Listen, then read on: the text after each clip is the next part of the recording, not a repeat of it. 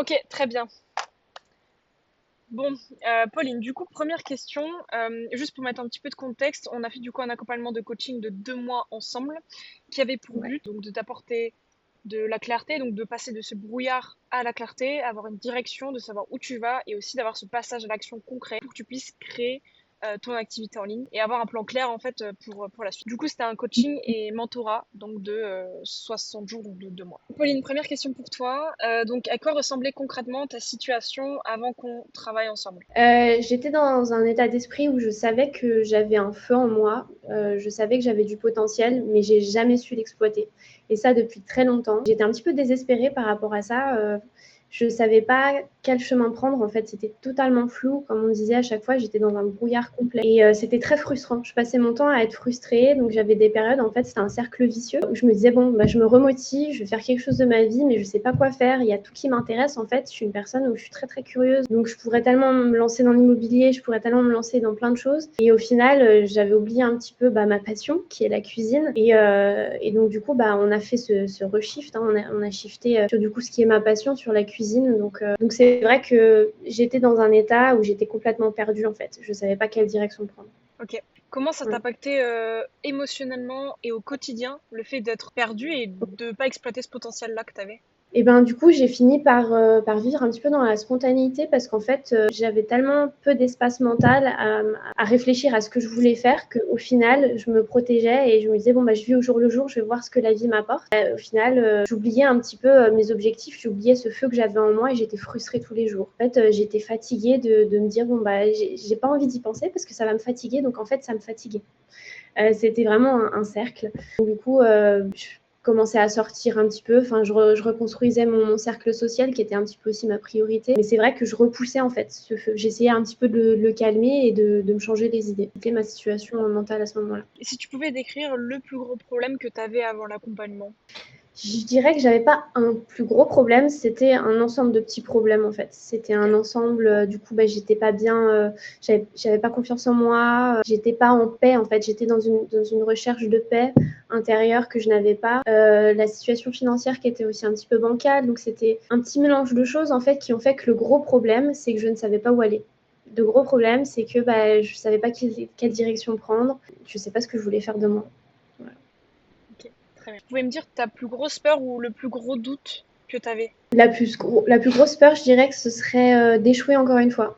Ok. Parce qu'il y a eu des périodes de ma vie où j'ai essayé de me reprendre en main, mais à chaque fois j'ai échoué. Et j'ai perdu de l'argent avec ça, j'ai perdu de l'énergie, j'ai perdu mon temps et j'ai perdu de la confiance en moi. Donc à chaque fois, j'ai eu des périodes, peut-être une fois tous les 2 ans, une fois tous les ans, je me disais, bon, bah, je me reprends en main, je prends un coaching dans ça ou dans ça, parce que c'était un domaine qui m'intéressait à ce moment-là. Et au final, ces accompagnements-là, ils étaient pas bien parce que ces accompagnements, c'était purement on prend ton argent et on ne te garantit pas vraiment ce qui va devenir de ton accompagnement. Donc au final, à chaque fois que j'échouais, je me disais, mais en fait, ça n'existe pas, les vrais accompagnements. Ça n'existe pas, jusqu'à que je te rencontre.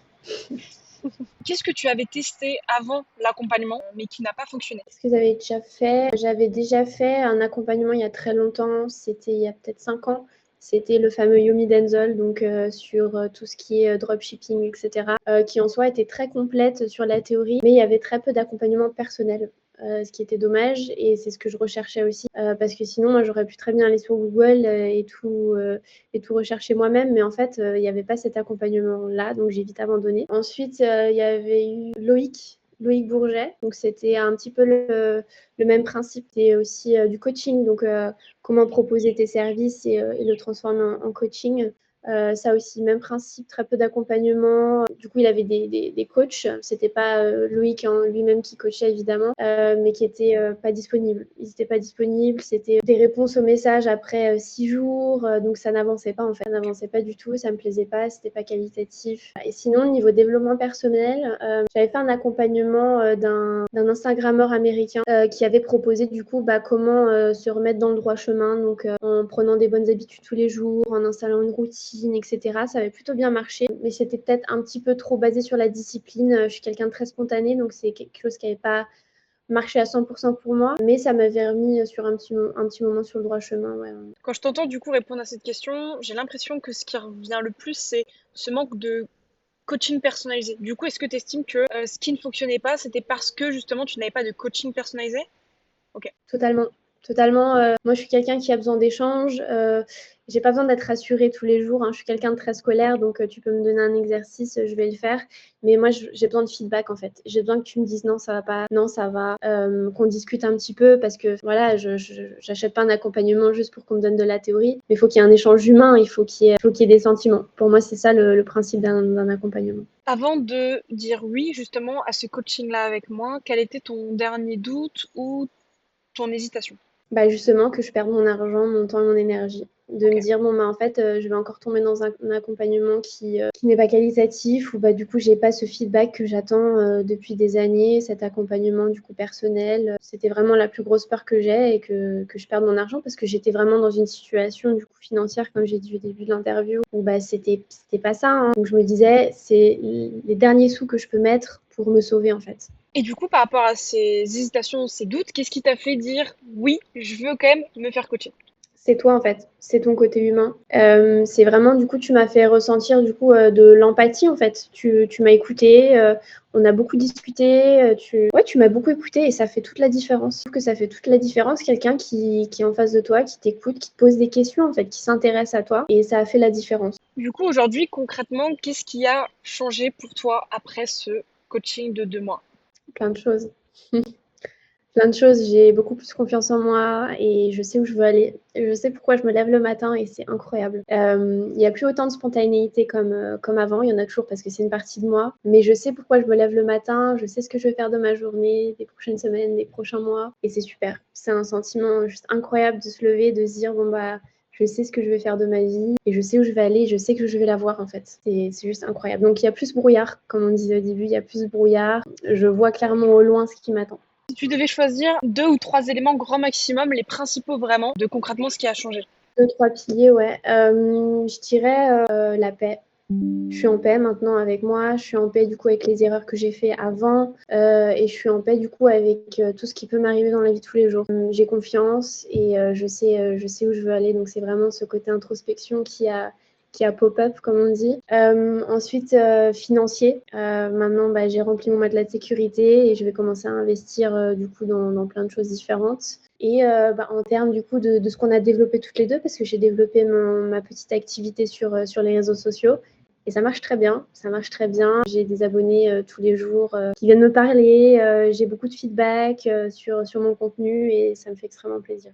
Est-ce que tu pourrais me dire du coup l'impact émotionnel et plus personnel que tu as de ces piliers que tu m'as dit où il y a eu le changement? Donc, t'es en paix, t'as plus de clarté, il y a tes finances qui sont mieux et que t'es passé à l'action, que t'as démarré ton activité. Et l'impact personnel et émotionnel de toutes ces réussites-là après coaching. L'impact, c'est de me dire que je suis capable en fait. Je suis capable, de me prendre en main. Ça joue sur la confiance en moi en fait. Donc il y a ça, il y a la confiance. Je sais où je vais sur mes réseaux sociaux. Donc il y a vraiment une sensation de contrôle en fait qui est venue, par rapport à il y a 2 mois où j'étais complètement perdue, où j'avais pas du tout le contrôle sur, tous les aspects de ma vie. Donc il y a vraiment cet aspect de contrôle, de confiance et de bonheur en fait. De bonheur parce que je sais que ça va bien se passer. La petite dernière question que j'ai pour toi. Globalement, si on avait une échelle et que tu devais donner ton taux de satisfaction par rapport aux attentes que tu avais eues au début du coaching, sur une échelle de 0 à 10, du coup, tu nommerais ça comment? J'avais pas vraiment d'attente parce qu'en fait, du coup, j'avais eu des mauvaises expériences avant. Ok. Et du coup, je me laissais surprendre un petit peu. Je me suis dit, bon, bah, c'est un petit peu le dernier coaching de la chance que je me donne. Donc je me laisse un petit peu surprendre. Et au final, j'ai été agréablement surprise, même plus qu'agréablement surprise. Clairement 10 sur 10, Léa, parce que t'es humaine en fait. T'es là, t'es présente, sans trop en faire. Et justement, en faisant assez, même plus qu'assez. Donc en fait, tu trouves ce juste milieu et je pense que tu sais très bien t'adapter par rapport à la personne que tu as en face de toi. Donc un bon 10 sur 10, même plus que 10 sur 10. J'ai juste une dernière question qui me vient. Si on avait un profil à décrire d'une Mm. personne qui aurait besoin de mon accompagnement, tu déterminerais comment cette personne, en termes d'âge, en termes de sexe, en termes de besoins, de difficultés, d'objectifs? Je dirais que le sexe n'a pas d'importance parce que je pense que tu es capable d'accompagner autant les hommes que les femmes. Mais je dirais plus en tant que situation par rapport à la personne, une personne qui sait qu'il y a un feu intérieur. Donc une personne qui a un potentiel mais qui n'arrive pas à l'exploiter. Et aussi une personne qui se retrouve dans un brouillard, en fait, cette sensation d'être perdue, de ne pas savoir pourquoi elle se lève le matin. Donc plutôt ce type de profil-là, je pense que tu peux vraiment les accompagner, les aider parce que ça a marché avec moi, tout simplement. Trop bien. Ok, bon, bah, on a fini concernant les questions. Est-ce que tu as quelque Magnifique. chose à me dire, à voir ou rien de spécial? Pas vraiment, juste j'ai réussi le challenge que tu m'avais posé là, des 500 abonnés d'ici mi-janvier. Et du coup, j'en suis à même plus. J'en suis à 750 ou un truc du genre. Oh là là, Ouais. magnifique. Nouvel objectif de passer les 1000 à la fin du mois. Ouais. Incroyable. C'est quoi Ouais. l'objectif de la première vente alors? La première vente, je me suis fixé avril. Avril, d'ici avril, j'ai ma première prestation privée, mais je pense que ça arrivera avant parce que je suis en train de travailler dessus. Je travaille sur les menus, je travaille sur tout ce qui est bureaucratie. Donc ouais, j'ai trop hâte. J'ai vraiment trop hâte. J'ai tellement hâte que tu fasses ta première vente en ligne, tu vois. Enfin, pour moi, c'est un peu ce truc qui va tout débloquer aussi, tu vois. Enfin, Et- tout est déjà débloqué, mais c'est ce qui va aussi permettre de casser ces croyances barrières limitantes aussi, tu vois. Et de se dire, ok, Ouais, c'est bon, je peux faire de l'argent en ligne, c'est bon. Et ouais, quitter mon job physique, c'est pas si loin que ça, en fait. Donc j'ai hâte, ouais. vraiment, et je te souhaite. Merci. Merci beaucoup. C'est grâce à toi. À nous, à nous, à nous.